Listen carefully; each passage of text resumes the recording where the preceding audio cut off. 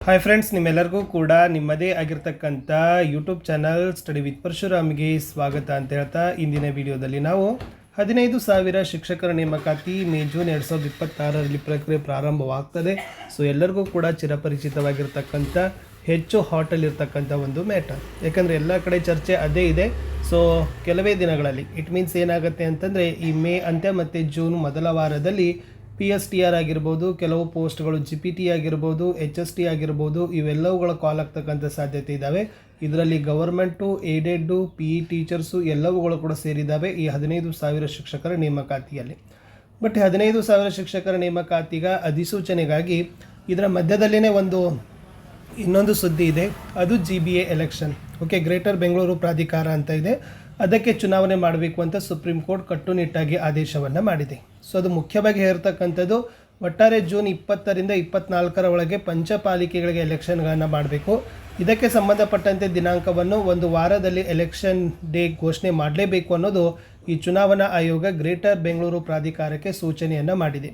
In case GBA ಏನಾದರೂ date fix ಮಾಡದೇ ಇತ್ತಂದರೆ ಸ್ವತಃ ಚುನಾವಣಾ ಆಯೋಗ ದಿನಾಂಕ ಘೋಷಣೆ ಮಾಡ್ತದೆ ಅನ್ನೋದೇ ಈ ಆರ್ಟಿಕಲಲ್ಲಿರ್ತಕ್ಕಂಥ ಮ್ಯಾಟರ್.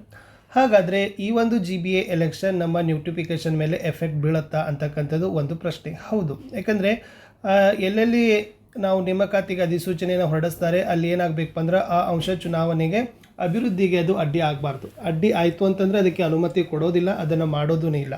ಮತ್ತು ಇನ್ ಕೇಸ್ ನೋಟಿಫಿಕೇಷನ್ ಮಾಡಲೇಬೇಕಾಗಿತ್ತಂದರೆ ಎಲೆಕ್ಷನ್ ಕಮಿಷನ್ ಪರ್ಮಿಷನ್ ತೊಗೋಬೇಕಾಗ್ತದೆ. ಯಾಕಂದರೆ ಬೆಂಗಳೂರಲ್ಲಿನೂ ಕೂಡ ಪೋಸ್ಟ್ಗಳನ್ನು ಕಾಲಪ್ ಮಾಡೋದ್ರಿಂದ ಸೊ ಇದಕ್ಕೆ ಬಹುತೇಕ ಚುನಾವಣಾ ಆಯೋಗ ಅನುಮತಿ ಕೊಡ್ತಕ್ಕಂಥದ್ದು ಹೆಚ್ಚು ಕಡಿಮೆ ಇಲ್ಲ. ಬಟ್ ಆದರೂ ಕೂಡ ಏನೊಂದು ನೆವಗಳನ್ನು ಹೇಳ್ತಾರೆ ಇಲಾಖೆಯವರು, ಅದರ ಮೇಲೆ ಅದು ಏನಾಗಿರ್ತದೆ ಅಂದರೆ ಡಿಫೆಂಡ್ ಆಗ್ತದೆ. ಒಟ್ಟಾರೆ ಈ 15,000 ಶಿಕ್ಷಕರ ನೇಮಕಾತಿಗಾಗಿ ಕ್ಷಣಗಣನೆಯನ್ನು ಕಾಯ್ತಕ್ಕಂಥವ್ರು ನಾವು ಇನ್ನಷ್ಟು ದಿನ ನಾವೇನು ಮಾಡಬೇಕಾಗಿದೆ, ಜಾತಕ ಪಕ್ಷಿಗಳಂತೆ ಕಾಯ್ತಕ್ಕಂಥ ದಿನಗಳು ಬಂತು. ಯಾಕಂದರೆ ಇನ್ನೂ ಕೂಡ ನಾವೇನು ಹೇಳ್ಬೋದು ಅಂದರೆ HSTRಗೆ ಸಂಬಂಧಪಟ್ಟಂತೆ ಡ್ರಾಫ್ಟ್ C&R ಬರ್ತಾ ಇದ್ದಾವೆ. ಬಹುತೇಕವಾಗಿರ್ತಕ್ಕಂಥ ಈ ವಾರದಲ್ಲಿ ಇಟ್ ಮೀನ್ಸ್ ಮೇ 3ನೇ ವಾರದಲ್ಲಿ ಡ್ರಾಫ್ಟ್ ಬರ್ತಕ್ಕಂಥ ಸಾಧ್ಯತೆ ಇದ್ದಾವೆ. ಇದು ಆತಂದರೆ ಜೂನ್ 1 ಅಥವಾ 2ನೇ ವಾರದಲ್ಲಿ ಫೈನಲ್ ಆತಂದರೆ ಸೊ ಜೂನ್ ಕಡೆಗೆ 6,000 HSTRಲ್ಲಿ ಎಷ್ಟು ಇದ್ದಾವೆ, 4,000 ಇದ್ದಾವೆ, 5,000 ಇದ್ದಾವೆ, 3,000 ಇದ್ದಾವೆ ಅನ್ನೋದು ಹೇಳಲಿಕ್ಕೆ ಬರೋದಿಲ್ಲ. 6,000 ಕೂಡ ಕಾಲಪ್ ಆದರೂ ಕೂಡ ಆಗ್ಬೋದು, ಅದೇನು ಹೇಳಲಿಕ್ಕೆ ಬರೋದಿಲ್ಲ. ಯಾಕಂದರೆ ಡಿಪೆಂಡ್ ಅಪಾನ್ ಫೈನಾನ್ಸ್. ಸೊ ಏನು ಹಣಕಾಸು ಇಲಾಖೆಯವರು ಅನುಮೋದನೆಯನ್ನು ಕೊಡ್ತಾರಲ್ಲ ಅದ್ರ ಮೇಲೆ ಇರ್ತದೆ. ಒಟ್ಟಾರೆ ಈ 15,000 ಶಿಕ್ಷಕರ ನೇಮಕಾತಿಗೆ ನಾವುಗಳು ಕಾಯ್ತಕ್ಕಂಥವ್ರು ಈ GBA ಎಲೆಕ್ಷನ್ಗಾಗಿ ಇನ್ನಷ್ಟು ದಿನಗಳನ್ನು ಕಾಯಬೇಕು. ಯಾಕಂದರೆ GBA ಎಲೆಕ್ಷನ್ ಮುಗಿಲಿಕ್ಕೆ ಜೂನ್ 30 ಡೆಡ್ಲೈನ್ ಮಾಡಿದೆ. ಸೊ ಜೂನ್ 30 ಒಳಗಡೆ ಎಲೆಕ್ಷನ್ ಆಗಲೇಬೇಕು ಅಂತಕ್ಕಂಥದ್ದು ಸುಪ್ರೀಂ ಕೋರ್ಟ್ ಅವರ ಒಂದು ಖಡಾಖಂಡಿತದ ಒಂದು ಆದೇಶ. ಇದಕ್ಕನುಗುಣವಾಗಿ ಏನು ಮಾಡ್ತಾ ಇದ್ದಾರೆ, ರಾಜ್ಯ ಚುನಾವಣಾ ಆಯೋಗ ಸಹಿತ ಈ GBAಗೆ ಜೂನ್ 30 ಎನಿ ಕಂಡೀಷನ್ಗಳನ್ನು 5 ಪಂಚಪಾಲಿಕೆಗಳಿದ್ದಾವೆ, ಮಹಾನಗರ ಪಾಲಿಕೆಯಲ್ಲಿರ್ತಕ್ಕಂಥದ್ದು ಆ 5 ನಗರ ಪಾಲಿಕೆಗಳಿದ್ದಾವೆ. ಸೊ ಅವುಗಳಿಗೆ ಎಲೆಕ್ಷನ್ ಮಾಡಲೇಬೇಕಾಗಿರ್ತಕ್ಕಂಥದ್ದು ಚುನಾವಣಾ ಆಯೋಗ ಮತ್ತು GBAಗೆ ಒಂದು ದೊಡ್ಡ ಸಮಸ್ಯೆ ಆಗಿದೆ. ಇದರ ಮಧ್ಯದಲ್ಲಿ ಎಲೆಕ್ಷನ್ಗೆ ನಡೀತಾ ಇರೋದ್ರಿಂದ ಸೊ ನಾವು ಹೇಳ್ಬೋದು ವಿಶೇಷವಾಗಿ ಅಧಿಸೂಚನೆ ಬರ್ತಕ್ಕಂಥದ್ದು ಕಷ್ಟ ಸಾಧ್ಯ ಇದೆ. ಸೊ ಬೆಟರ್ ವೇಟ್ ಮಾಡೋಣ. ಹಿಂಗೇನು 2 ತಿಂಗಳಾದ್ರೆ ಅದೇನು ಭಾಳ ದೊಡ್ಡದಲ್ಲ.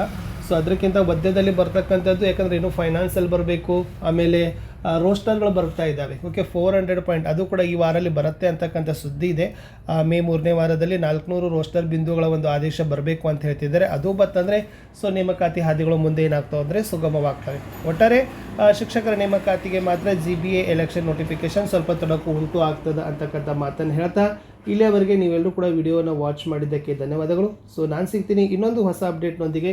ತುಂಬ ಡೀಟೇಲ್ ಆಗಿರ್ತಕ್ಕಂಥ ಮಾಹಿತಿಯನ್ನು ಕೊಟ್ಟಿದ್ದೀನಿ. ಸ್ವಲ್ಪ ಶಿಕ್ಷಕರ ನೇಮಕಾತಿ ತಡವಾದರೂ ಸಹಿತ ಶಿಕ್ಷಕರ ನೇಮಕಾತಿ ಆಗ್ತದೆ. ಈ ಒಂದು ಅವಕಾಶ, ಈ ಒಂದು ದಿನಗಳು ಸುವರ್ಣ ದಿನಗಳು ಅಂತ ತಿಳ್ಕೊಂಡು ಸ್ವಲ್ಪ ಚೆನ್ನಾಗಿ ಪ್ರಾಕ್ಟೀಸನ್ನು ಮಾಡಿಕೊಂಡು ಓದ್ಕೊಡ್ರಿ ಅಂತ ಹೇಳ್ತಾ ಸಿಗ್ತೀನಿ ಹೊಸ ವಿಡಿಯೋದಲ್ಲಿ. ಬಾಯ್.